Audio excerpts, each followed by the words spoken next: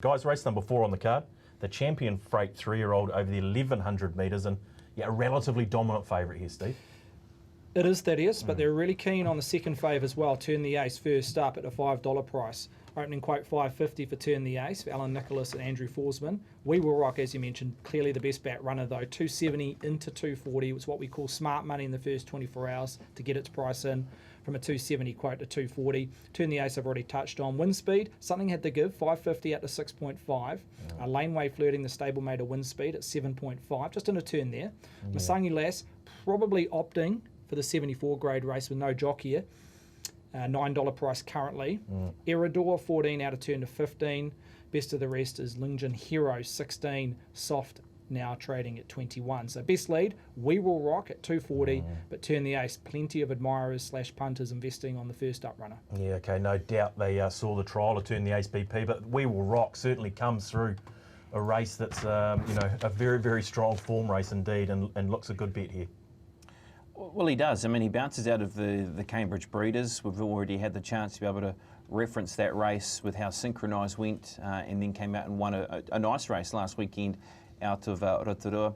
And just how he's run this season. I mean, the other race was the El Manzor, where he was able to finish into third position, of course, on Karaka Million Night and behind Sword of State. So, look, he is a runner that has run terrific races this season. He doesn't mind the cut out of the track. A couple of races where he's performed from wide barrier draws. Remember that day he won at Taupo in his maiden race. He was a horse that had to overcome a wide barrier draw. There was cut in the track conditions, and he just raced away from them and produced the right figures in that particular maiden victory. And he just looks to be a horse that is well above average. Now, on that race meeting at Te Rapa in the Cambridge Breeders, we'll have a look at it for you because he's done some work on the run here in this particular race, because he's drawn 14 of 14, and here he is sitting outside leader. Outside of him is the eventual winner, of course, in Bonnie Lass. He finishes in a third position, beaten in length and a half. Look, Bonnie Lass, look, really, she is a horse that has the likelihood of going to that Group 1 level again next season. She's already been a performer at that grade. And look, this is a super strong race. And Stephen, you've broken the numbers down for us. Talk us through the figures around the Cambridge Breeders. Yeah, so the overall time, Brendan, 70.23 to the 600. Now these sectionals are based on open class figures, just fractioning below par to open class figures, minus 0.4 lengths. The last 600, almost identical, minus 0.3 lengths, so slightly below to what you expect to open class conditions. The overall race is rated minus 0.7 lengths below par. What you do see there is that they've gone even clip to the last 600 and to the 600. So what I'm saying is that also what isn't shown there is the advantageous / bias Te Rapa did play on that day. So they've gone hard, but the likes of Synchronised, who's bounced out of that race, has been a sub-winner. Sassy Merlot, who we all know missed the start in the Breeders, but ran home really strongly, mathematically had no chance of winning the race. But also, those horses that basically were situated midfield or worse, really didn't have any chance, not purely on those figures that we see there on the bottom left-hand corner, but also added that the track was playing on speed that day. And we did see Sassy Merlot being sub-placed against older mares at group level last weekend at Rotorua. So, look, the race has gone really well overall. They've run at even tempo, so naturally you'd say, right, it does favour all runners, depending where they're situated.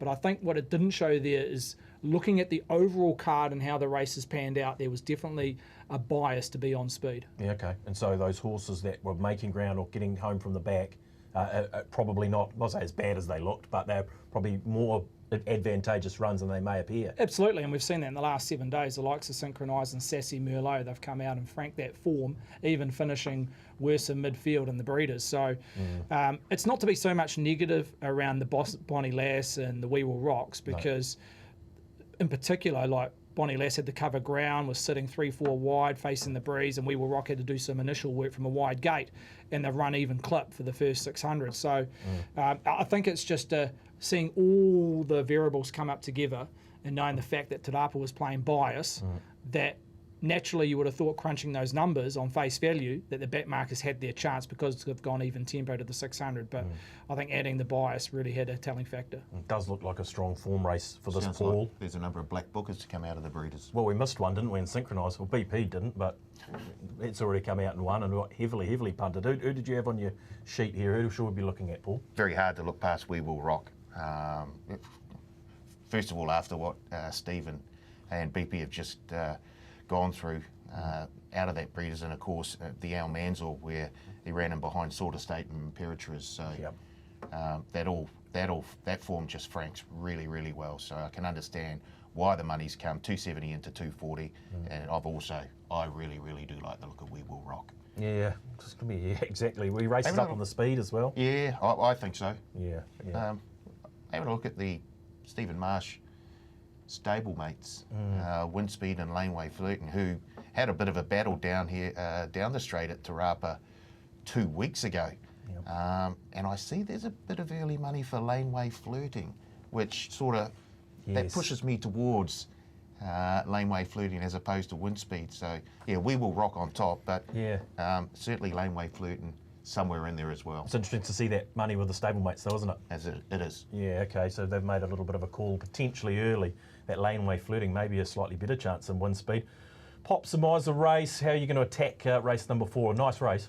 Yeah, it is, and we see a good draw for We Will Rock. He'll have to carry the 58.5 with Turn the Ace with weight relief. It's won a trial by a big margin at Avondale, just giving that suggestion that he's ready to go here on the weekend with Alan Nicholas aboard. So he's a runner that's won at this venue. Of course, he's won a stakes race here as a late 2-year-old last season, has Turned the Ace, and we haven't seen him since his summer preparation. His last run was in the Karaka Million Classic, for instance, where he was able to be just a couple of runners home. So he's had a good break.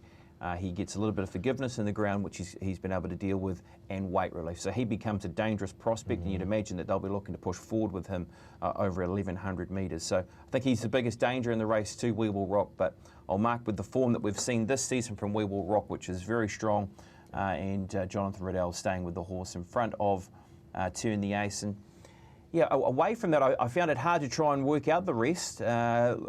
In terms of some of these other runners, the Marsh pair are obviously right in the marketplace too, but yeah, after the top two, I sort of almost could have just thrown the balls up in the air there and come up with different combinations. So yeah, I'm liking the 1-3, We Will Rock on top, and Turn the Ace to play a big part as well. And we don't have that footage, unfortunately, but that trial of Turn the Aces wasn't too shabby. Yeah. As I said, it looks ready to go, doesn't it? So, yeah, it does. Yeah, be very mindful, and it sounds like you've taken some support as well. Yeah, we have taken a little bit of support, Steve. No problem surprise with a horse of that calibre, and the trial, obviously, but has come in a turn and there is money there. Yeah, look, and he's got great form at Te Rapa this time last year. He went back-to-back, winning a stakes 2-year-old race. Didn't really come up in the spring/Christmas time, Turn the Ace. He did run 5th in a Sartan at Te Rapa. Maybe just needed a bit more time. He was a late blooming 2-year-old that maybe was a telling factor that he didn't come up in the spring. I'm not sure. Just going back on his trial, very good on the eye. You look back, there was 16 1,000 metre heats that day at Avondale. It was the quickest.